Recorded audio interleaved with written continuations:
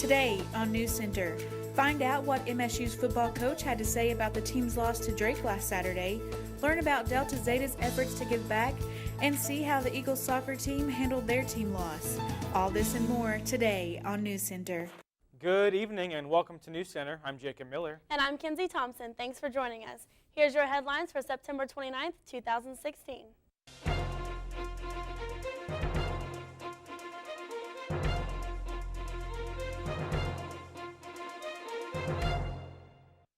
The first presidential debate was Monday night, and according to the Nielsen Company, more than 84 million viewers tuned in to watch Donald Trump and Hillary Clinton go head-to-head in the most viewed political event in history.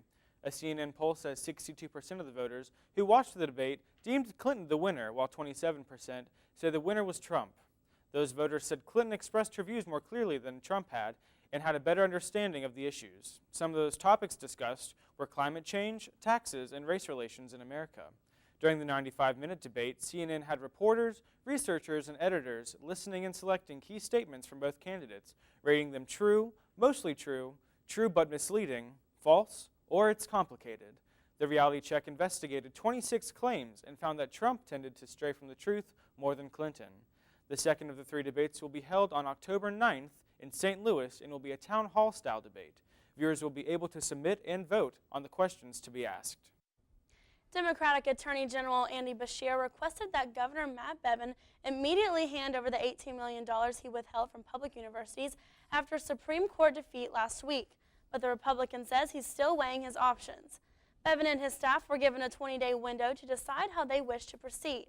Last week, the High Court handed a 5-2 victory to Beshear, ruling Bevin bypassed his authority by unilaterally ordering 2% mid-year cuts to state universities. The case is only one of a number of ongoing lawsuits challenging the governor's executive orders. Bevin's reshuffling of the University of Louisville Board of Trustees, the State Retirement Board, and Workers' Compensation Nominating Panel have all drawn legal objections. The governor says the suits haven't dampened his resolve to make what he sees a necessary change. Bevin has a 20-day window to decide how he will proceed in the fight over university budget cuts. The flu season may be starting early this year as cases of influenza have already been reported in Kentucky. Beginning in October, the Department for Public Health and officials will begin to report weekly influenza activity to the Center for Disease Control and Prevention as part of a statewide flu surveillance efforts. Adequate supplies of flu vaccine are expected to be available for this year's season. The Office of Counseling and Health Services at Morehead State University will be offering flu vaccinations during flu season. You can contact Health Services at 606-783-2123. While there have been sightings of creepy clowns in various parts of Kentucky, Morehead Police Chief Derek Blevin says his department hasn't received any calls about such incidents in his city. People dressed as clowns have been spotted late at night in parks, along roadsides, and various other locations. The most recent reports happened over the weekend in Glasgow. According to Blevins, while the clowns are likely harmless, he says it's best to, quote, play it safe. I'm sure that it's going to be somebody that's trying to pull a prank. So the best thing to do is just keep driving, try not to pay that much attention to it. You know, don't slow down, don't stop, don't try to take pictures of it, because then you're creating more of a traffic hazard than what the clown is. So just keep moving and just report it. With Halloween approaching, Blevins thinks it's probable that the creepy clowns will be making some appearances in the Morehead area in the upcoming days. This past Friday, security fences started going up for the ADUC renovation. The first areas to be fenced were the ADUC parking lot and lower lawn area from Nickel Place to ADUC. Yesterday, the security fence was expanded to include the area from Batts and Oates Drive from 2nd Street to the Eagle Crosswalk. Vehicle access to the Batts and Oates entrance of campus is unavailable, and pedestrian access from 2nd Street onto campus will be the sidewalk adjacent to the front of Lappin Hall. The security fence has also closed one lane of 2nd Street behind ADUC, and traffic will be constrained to one-way traffic traveling east from Batts and Oates. Due to the road closures, the shuttle bus is dropping off and picking up at the back of the Combs building and at the corner of Batts and Oates Drive and 2nd Street. Access to the bookstore will continue to be from ADUC Plaza on the northwest face of the building. For more information on contact facilities management at 606-783-2600. Coming up, Chris Horn is in the NewsCenter Weather Center with your forecast. And later we will have NewsCenter's Spotlight. All this coming up next.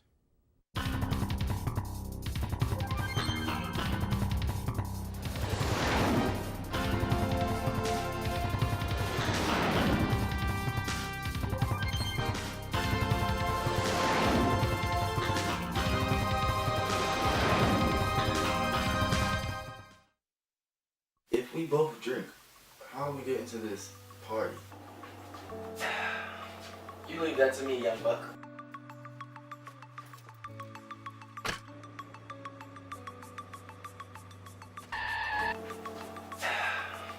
You leave that to me, young buck. There's better decisions I can make than to get in the car with the drunk driver. I can get a shuttle, an Uber, even call a friend. You know what, kid? That's not a bad idea. Why didn't I think of that?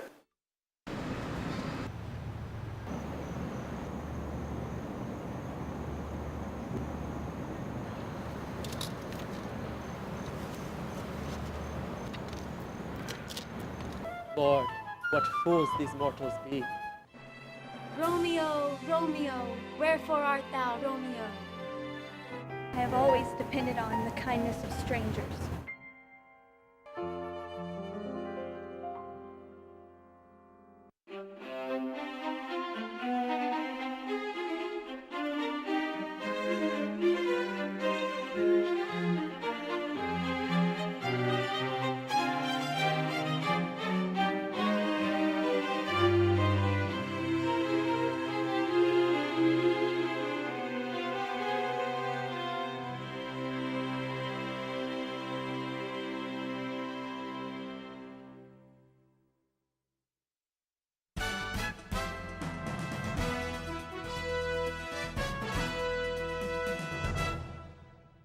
And welcome out. Right now, we're sitting in about 59 degrees. We've been staying in the low 60s on this very chilly day, and it's been overcast. So it's not really been a good day to see the sun at all. Looking at our record temperatures back in 1953, it was 95 degrees. That is very hot, especially getting near October, where the temperatures are staying into the 70s, especially into the 60s. Looking back in 1942, 29 degrees, that is very, very cold. And that'd be a time to wear a coat, maybe even two. But we've been staying above our normal high, and we've been staying actually below our normal low, and there's been occasional times we have been above the normal low. Taking a look at our temperatures brought to you by WKYT, we've been sitting into the mid-60s, most part of Kentucky. Fort Knox, you're sitting at 61. Louisville, you're sitting at 63. Take a look, Bowling Green, you're sitting at 64. There is a spots where some of the state did get into the 50s today. Danville, you were sitting at 61. Lexington, you got it at 64 degrees. Taking a look now at our first alert live radar, rain. Louisville, you're getting hammered right now. Frankfort, you're getting a little bit pieces here. Take a look now into looking to tonight. It's going to be cloudy. Sitting in the low 50s. Sunset, it was about 7:20. And now, back to Kenzie.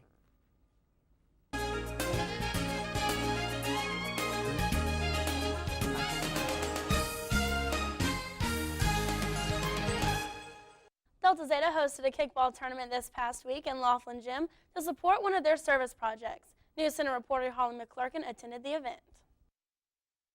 The Delta Zeta sorority on campus hosted a kickball tournament this past Wednesday, the 21st of September, to raise money for their service project. I talked to the president of the Delta Zeta chapter on campus to learn more about the event.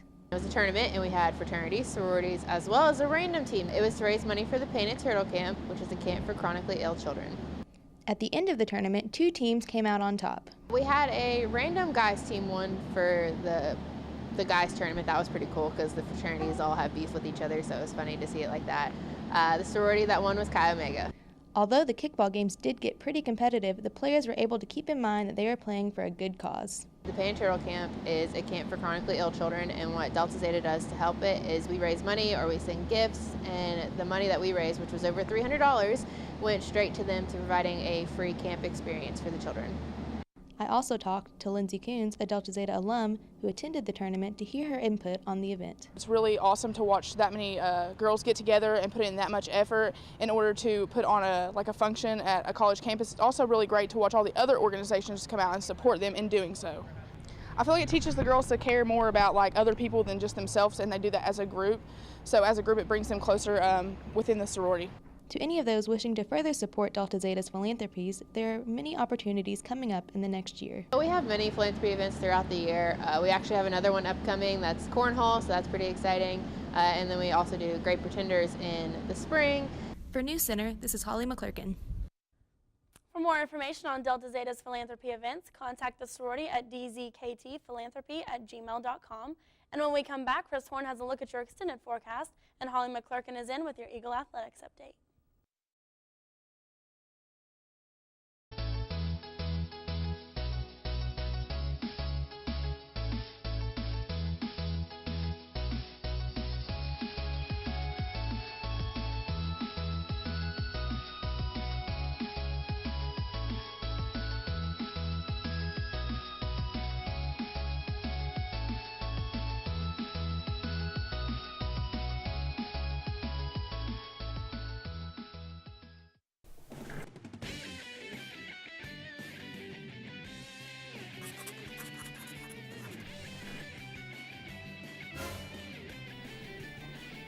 Addison, why are you dressed up like that? Because you're in a dream, John. How can you prove that? Your body's still there. What?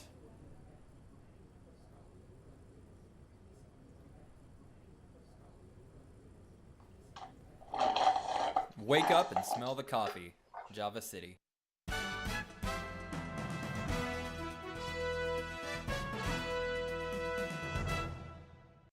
And welcome back. Look at our current conditions right now. We were sitting into the high 50s today, but we've been sitting into the low 60s for the most of the day.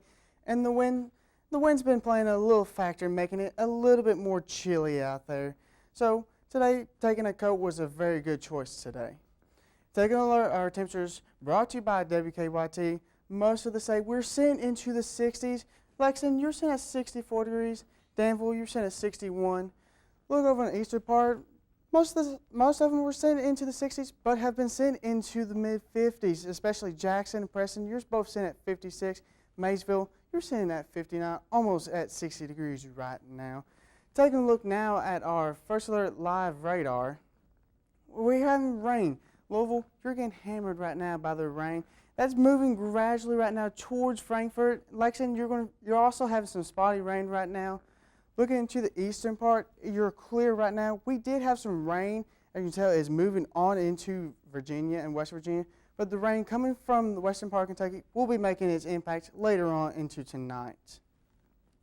Looking into tonight, cloudy. It's a little chance of rain tonight. We're going to be seeing into the low 50s, so definitely take a coat with you. It's going to be a chilly, chilly night. We're going to be seeing at about 7:20. Sunset's going to be about 7:20. Taking a look now to tomorrow, it's going to be a hit or miss tomorrow, especially with 60% chance of rain, so definitely take an umbrella with you. We're going to be sitting to about mid-60s. Sunrise, definitely wear a coat tomorrow because it's going to be a little chilly in the morning. Now taking a look into our 7-day forecast, we're going into Saturday, 60% chance for your football game, so definitely take an umbrella with you.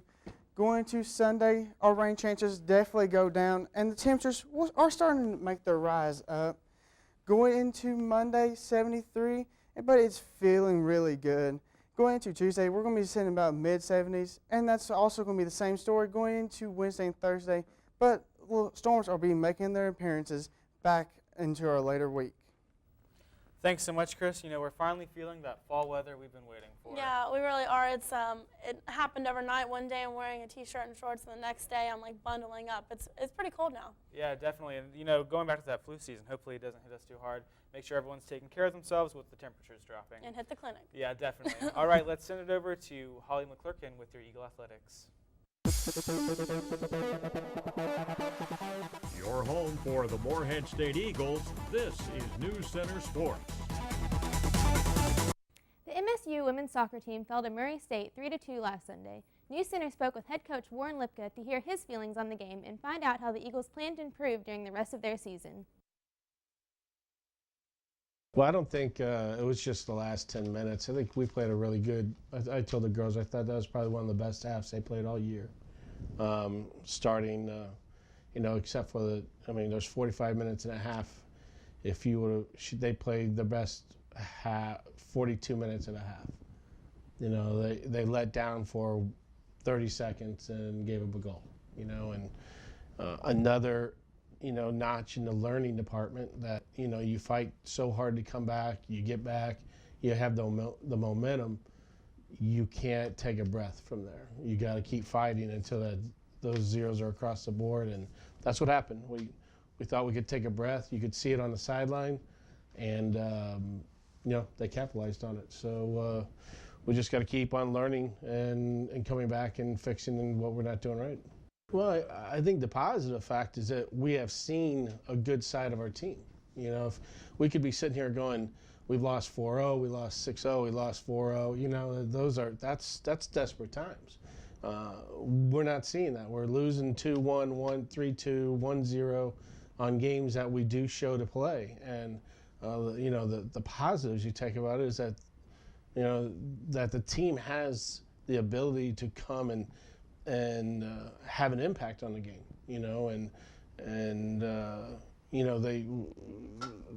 they've had opportunities to win games. They got to learn how one is to finish them off, and I think Murray was another great opportunity to jump on the positive side and go forward, and that's what they got to do. That stay in their mind is you can't sit there and think that it's just going to happen because it happened on Sunday. It's got to take just as much work. And they were dead after that game, but it showed that they put the effort in to try to get that result. So, we just want to keep those momentum going and see it go from Sunday to this game on Thursday, and also see a full 90 minutes completed. The soccer team will be back in action this Sunday at 1 p.m. at Jane Stadium against OVC foe Tennessee Tech. The Morehead State football Eagles had their Pioneer League opener last weekend, losing to Drake 30-28. The Eagles scored early, but they went dry as they failed to stop Drake from scoring a consecutive 30 points. However, late in the game, the Eagles rallied, led by senior quarterback Austin Gayhafer. Even with Gayhafer breaking the school record for passing attempts, the Eagles failed to catch up to the Drake Bulldogs. NewsCenter reporter Damon Huff caught up with the team to get their thoughts on the close game.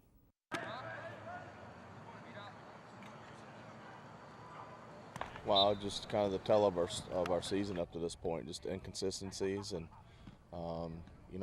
be honest with you, we're about 8 to 10 plays away from being 3-1, and that's just not talk. It's been obvious in our film review, and so the things we got to fix, I think, are internal, and it comes down to execution and playing more consistent. Like Coach Perrin always says, shark mentality. That's what we always coach. That's what we coach since the start of camp. Shark mentality. Basically, like, we're always hungry. So we can be up 55. We still can go out there 110% making plays.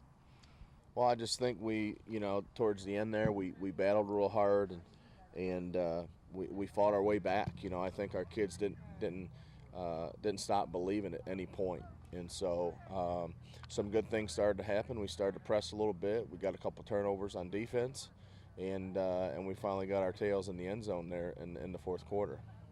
Each week's a new challenge. It's a new opponent. There's new schematics, and so you got to find ways to put your personnel in a position to be successful, and that's what we're trying to do with our guys. And it's always great playing at home, obviously, and as I mentioned, I challenged our guys, and I expect our guys to respond and come out and play a physical football game. The Eagles will be hosting Valparaiso next weekend at Jane Stadium. Kickoff will be at 1 p.m.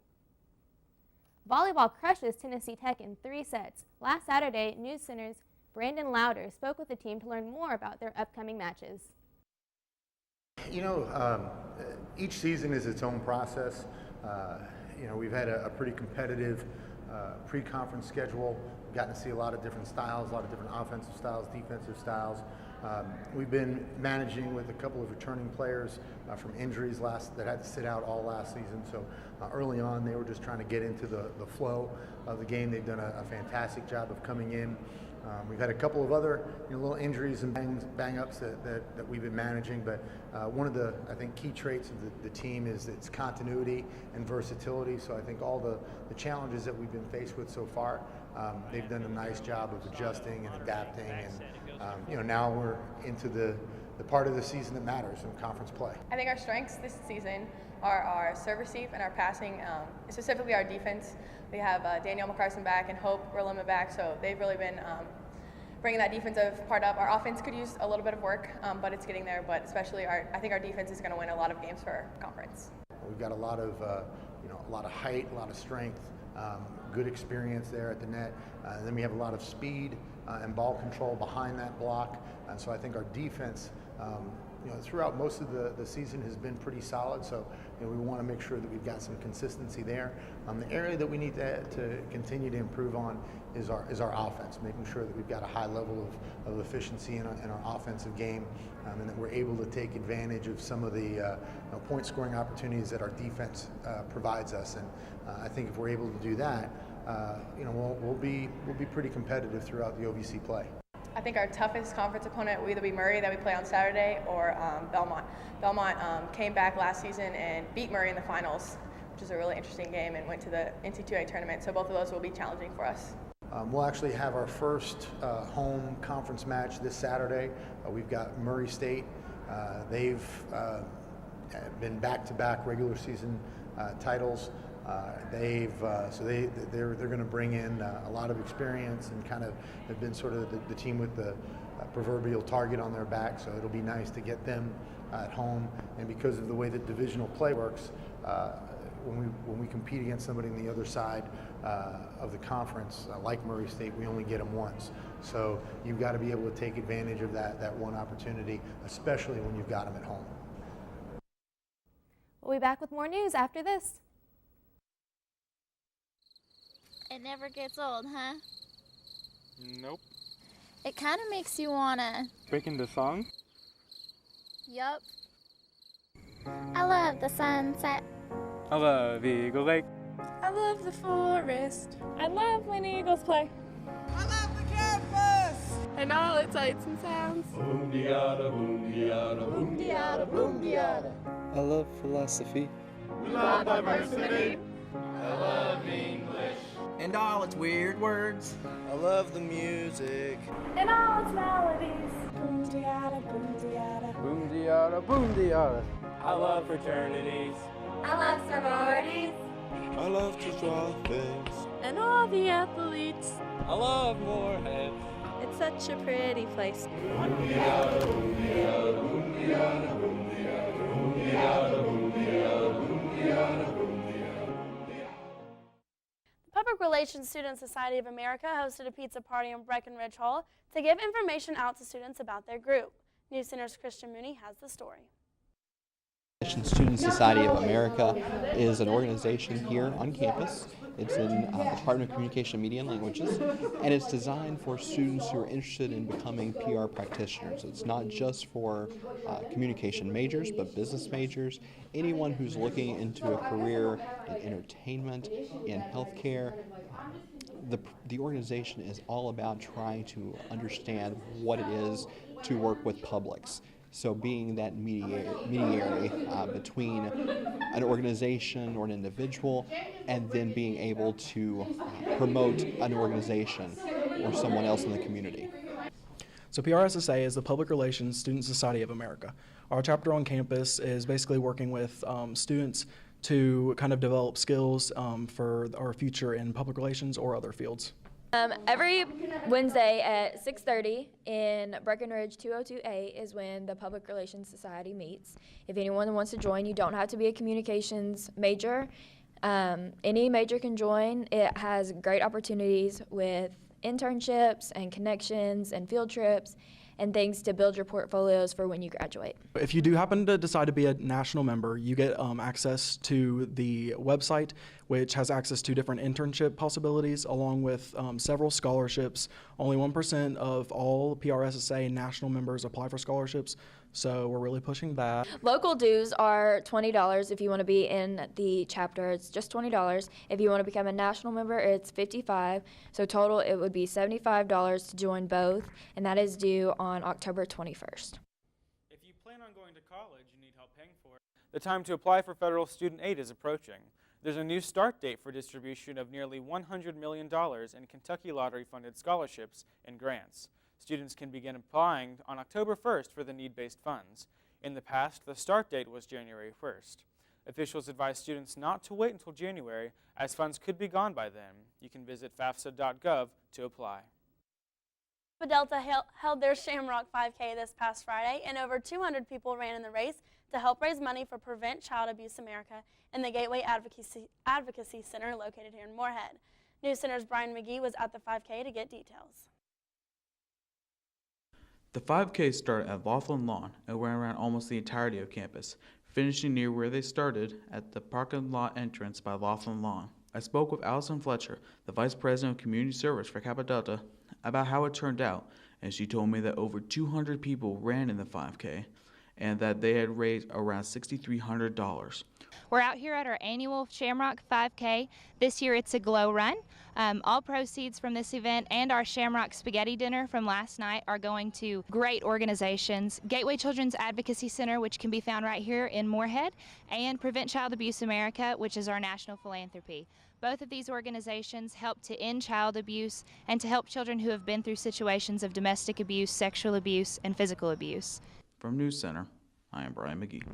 Career Services held a presentation to prepare them to meet recruiters. NewsCenter reporter Jacob Valerio attended the presentation to learn more.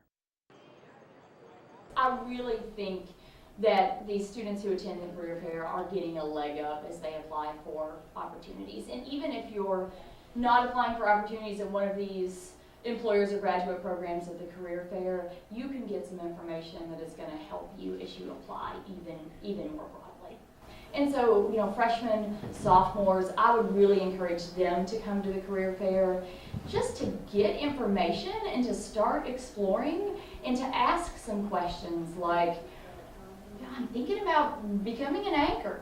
What advice would you have for me? You know, what do I need to be doing to make sure that I'm competitive for those types of full-time jobs when I graduate? A lot of these people coming to the career fair are Moorhead State graduates. So they were in your shoes not too long ago, and they will have little blue ribbons on their name tags that will let you know that they're a graduate of Moorhead State. They really love to help our students out. I used to work in human resources and be a recruiter, and it was always really hard for me to narrow down who I wanted to interview based solely on a resume and an application. So I would go to events like the career fair because you do get to make that face-to-face connection. You get to talk to someone, and it gives you a much better sense of what kind of employee they will be. And so these organizations that are coming to the career fair, they're paying money to come and recruit on our campus. They are serious about hiring Moorhead State students and alumni. And in most cases, I find that they've hired or admitted one of our students into their program in the past, and they want more of them. You know, they've been pleased with the quality. So I always say, you know, these are opportunities kind of exclusive for Moorhead State. Fall is here, and that means homecoming is right around the corner. And our very own Jacob Miller has been nominated for Homecoming King by the Student Alumni Ambassadors. You can vote on October 4th and 5th when the link is sent via Eagle Mail. The King and Queen will be announced on Saturday the 15th at halftime of the homecoming game against Marist.